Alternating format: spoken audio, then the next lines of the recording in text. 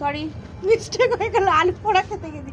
আজকে হচ্ছে 31 ডিসেম্বরের লাস্ট, একদম বছরের শেষ দিন, আর আমরা খাচ্ছি আলু পোড়া, মানে আমি খাচ্ছি। সরঞ্জাম সব দেখা, মেন রাঁধুনি আমি,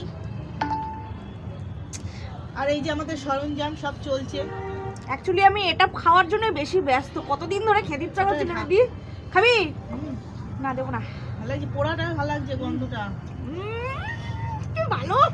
ওটা আটকা, ওটা ঠান্ডা হয়ে যাবে, ভালো কালো হয়ে যাবে ওটা আটকা। ওটা হ্যাঁ, ও আরেকটা অর্ধেক করেছি আর অর্ধেক বসে রয়েছি সবার জন্য। তবে এইগুলো দিয়ে আমি এটা বেশি এক্সাইটেড, এটা খাওয়ার জন্য। আমি মানে 3-4 দিন ধরে মানে আমি কেমন হচ্ছিল আমার ভিতরে, হেবি খুশি আজকে আমি।